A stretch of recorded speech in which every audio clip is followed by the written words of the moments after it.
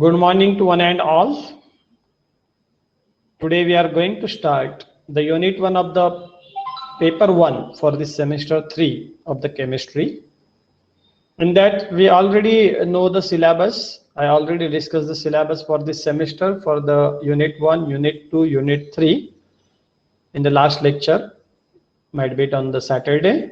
Today we are going to start actual part of the unit 1. The unit 1 having the two that we can say the topics are there, two subtopics are there. First is the chemical thermodynamics, and then other one is the electrochemistry. We will just brief the syllabus for this unit 1, chapter 1, or say you can say the topic 1 and the topic 2. Topic 1 is the chemical thermodynamics. In that subtopics are there: free energy function. We have to see in detail about the Helmholtz free energy, Gibbs free energy, then variation of this particular Gibbs free energy with the pressure and the temperature. Then Gibbs-Helmholtz equation, Van 't Hoff's reaction isotherm and the Van 't Hoff reaction isochore. The numerical based on this part we have to see. Then the thermodynamics of the open system, partial molar properties, chemical potential and its variation with the pressure and the temperature. Then Gibbs-Duhem equation, concept of the fugacity and the activity we have to see in detail. Then second topic is of the electrochemistry. We will see later on. Today we are going to focus about this chemical thermodynamics, in that free energy functions.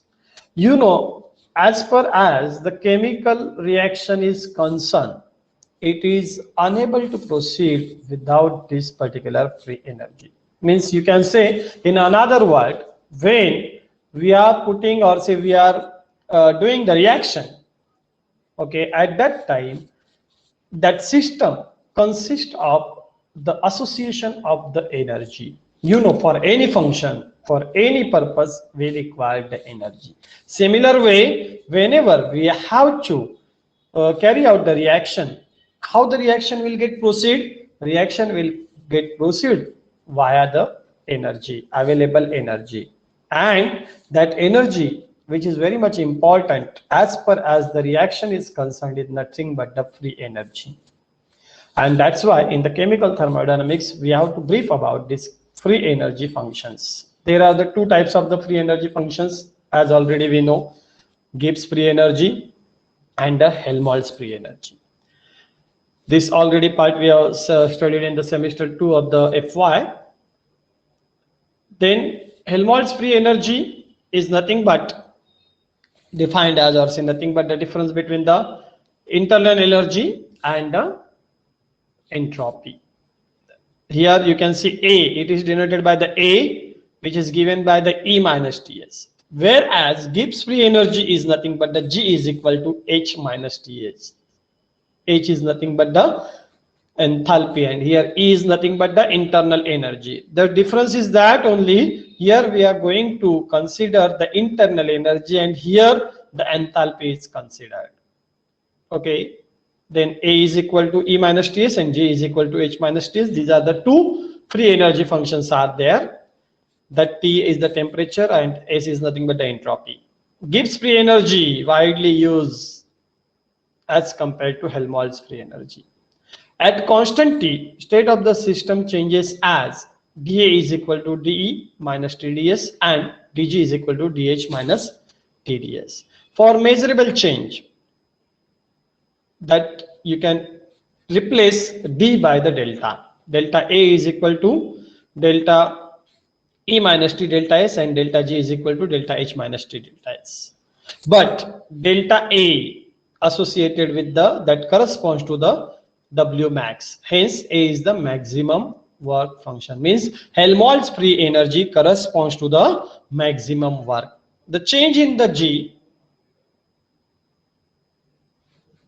that particular change in this particular Gibbs energy function, you can see this is the maximum non-expression work which can be obtained from the process at constant T and P. See, the change in this particular Gibbs free energy is nothing but the maximum non-expression work, and that's why G in bracket PT, that G at a constant temperature and the pressure corresponds to the WE max, means maximum non-expression, okay, work. This is whole about this particular Gibbs free energy. Then we have to talk about the significance of the Gibbs free energy. If this particular delta G, dG at constant temperature and the pressure is less than 0 for an irreversible spontaneous process, this criteria is used to decide the spontaneity of the process. Means whether the reaction is spontaneous or non-spontaneous, or reaching to equilibrium or not reaching to the equilibrium, can be decided by this particular factor, that delta G. If delta G less than 0, at that time process is the spontaneous. If delta G is greater than 0, then it is a non-spontaneous, and if it is a 0, then the process is at the equilibrium. See here, the some mistake is there, cannot has been written, can reach the equilibrium should be there, just that mistake is there. Process can reach equilibrium, okay. Then sign of the free energy change give the extent to which the extent is possible, means that means it is very much important, it is a positive or negative, okay, depends on that the other, that their spontaneity is depend, it is spontaneous or non-spontaneous. In the table you can see sign of the delta H and the delta S and the spontaneous nature of the chemical reaction. If delta H is negative, first is a negative one, and delta S is positive, then delta G always negative, and which will represent or say it shows that the reaction will be the spontaneous. Similarly, when the delta H is positive, delta S is negative, then the delta G will be the positive and the reaction will be the non-spontaneous at all temperature. If delta H is negative, delta S is also negative, then depends on the numerical value of the delta H, T and delta S at low temperature, what will happen, delta T delta S less than delta H, or at high temperature, what will happen, delta H, that particular function T will be that particular at high temperature, that T is greater than that particular Ti, where Ti is equal to delta H by delta S. It indicates the reaction will be the spontaneous at low temperature and non-spontaneous at high temperature. Spontaneous at low temperature and non-spontaneous at high temperature. That there is again the mistake, you correct it. In the notes it is given correct. Spontaneous at low temperature and non-spontaneous at high temperature.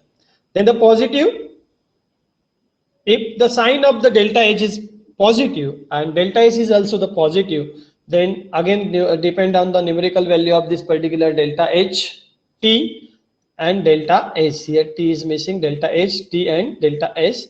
At T greater than that particular Ti, then T delta S will be the greater than delta H. Therefore, this particular case, for this particular case, reaction will be non-spontaneous at low temperature and spontaneous at high temperature. That you have to remember. This may come for the MCQ purpose of fear. Conclusion, the sign and the magnitude of the delta H and S and T will decide whether the reaction is spontaneous or not. If the combination of all these factors results a negative sign for the delta G, the process will be the spontaneous. Always remember, when the delta G is in the negative, at that time the reaction will be the spontaneous. That indicates that should be less than 0. Negative sign means less than 0. Delta G should be less than 0, then and then only the process will be the spontaneous. This is about the spontaneity of the reaction. Here you can see negative delta H is nothing but exothermic, positive delta H is nothing but endothermic.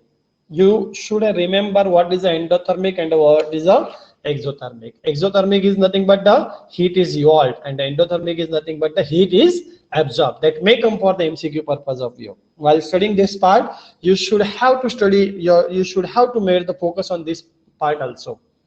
Okay.